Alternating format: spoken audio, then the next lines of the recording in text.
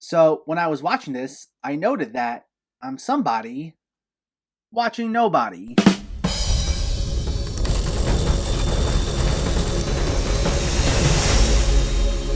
What's going on, everyone? Welcome back to my channel. Today, we're talking about a brand new theatrical release, Nobody. Let me know in the comments before we begin what your thoughts on this movie were if you already saw it or if you were planning on seeing it, and make sure to hit that thumbs up button if you like these reviews, as it helps me out immensely by getting my channel out there. And if you're new here, I hope you consider hitting that subscribe button so you can stay up to date with reviews of new releases, older films, hidden gems, and so much more on a near daily basis. But let's jump right into it and let's talk about Nobody. This stars Bob Odenkirk as Hutch, a bystander who intervenes to help a woman being harassed by a group of men and becomes the target of a vengeful drug lord. This is directed by Ilya, Neishuller, who also directed Hardcore Henry, and we'll just get this out of the way as this has already been well established. But yes, this has a similar feel to the John Wick movies, with David Leitch, who co-directed the first film, producing this, as well as Derek Kolstad, who wrote the first three John Wicks, also writing this. And the main criticism anyone will have for this movie, which is totally understandable, is that this is basically a John Wick knockoff that doesn't do much to break new ground in the genre. And technically, yes, in a sense, this is true. If you're looking for a movie that does something completely different, then this won't be for you.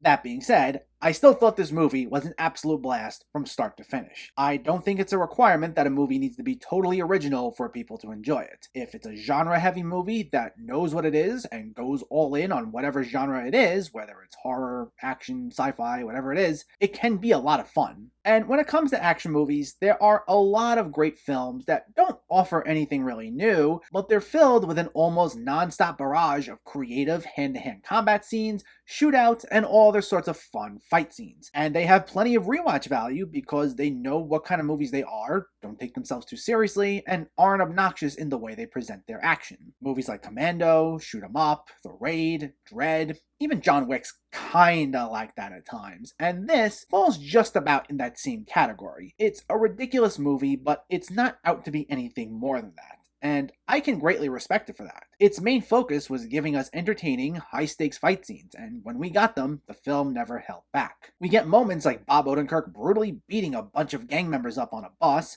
which kicks off the main events, as well as a scene of more gang members breaking into his home where he fights them, among many, many other well-done sequences, including a shootout scene set to the song Heartbreaker by Pat Benatar, which was absolutely great and one of my favorite moments. The movie gave us a ton of these sequences, with just enough time to breathe in between, finding the perfect balance between action and plot details. And what makes it even more fun is the fact that it's specifically Bob Odenkirk at the heart of all this action. I've been a big fan of the guy for some time now, ever since seeing him on Breaking Bad and then going back to his older material like Mr. Show. But I thought it was a stool to How sit do on. you think that this was a stool? Idiots! And I gotta say, he really deserves more lead roles. And while I'd be fine with whatever he can get, I certainly hope it's more where he can step totally out of his comfort zone and do stuff like this. Because it's been known he can do serious work for some time, with Breaking Bad and Better Call Saul, as well as his smaller appearances in movies like Nebraska and Little Women. But I would have never thought him as an action star would go so well, but here we are. This is essentially his Taken. If this were to kick off a string of over-the-top, John Wick-like action movies starring Bob Odenkirk, I'm here for it. And not even just the fact that it's fun watching him kick ass for an hour and a half. Because while the film's light on plot, and I'll get more to that in a moment, whenever it does try to go beyond the surface with this character, it's Odenkirk's performance that really brings out the humanity here and makes him a compelling guy. We see him trying to make things better with his family, who resent him, and he tries to just have more confidence in himself, especially in the beginning. And like I said, for the most part, the movie doesn't take itself too seriously, but the few little moments like this that we get where Odenkirk gets to show off his acting chops were moments I really appreciated. Now, while there are a few notable names in the supporting cast here, I'd say the other big standout was Christopher Lloyd as Odenkirk's father. I know he hasn't totally disappeared, but he's mostly been in smaller films over the last few years where he'll just make appearances reprising Doc Brown as a joke. My friend, where we're going, we don't need. Actually, I have no idea what we'll need.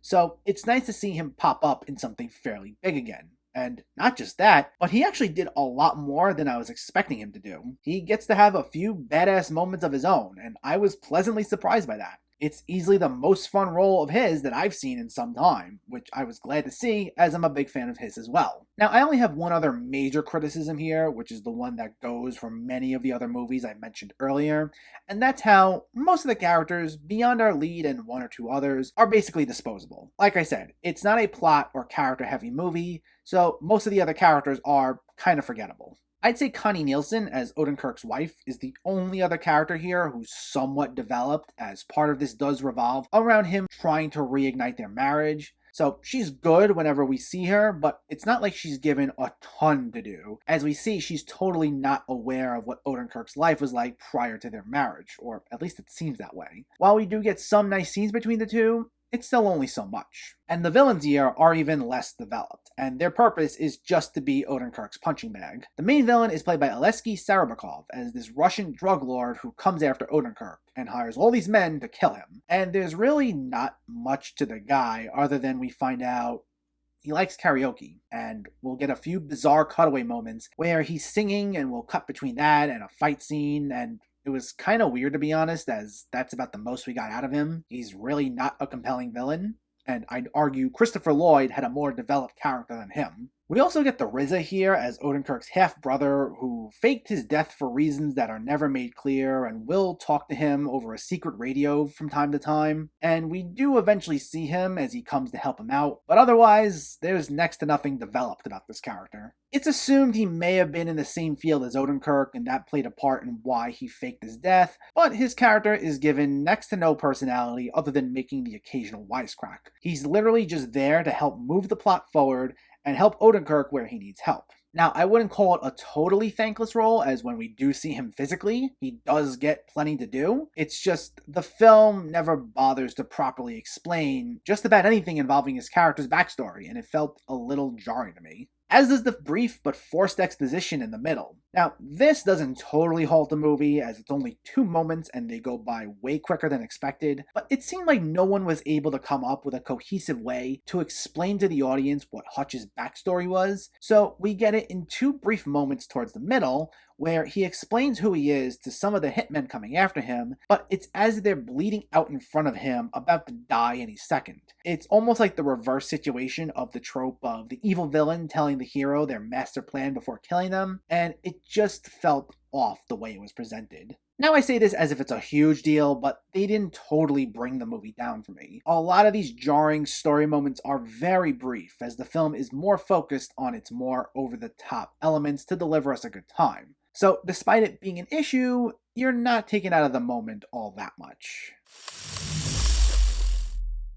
Nobody was just as fun as it looked. While the fact it's similar to John Wick will be a turnoff for some people, the film also manages to have a great personality. Parts of it can feel disposable, but it also doesn't take itself too seriously for the most part. It's filled with so many fun, over-the-top action moments that are incredibly well made and never come off as obnoxious. And it goes hand in hand with a charismatic lead performance by Bob Odenkirk, who I hope gets to do more movies like this. So I'd say it's definitely worth watching, and I couldn't recommend this one enough.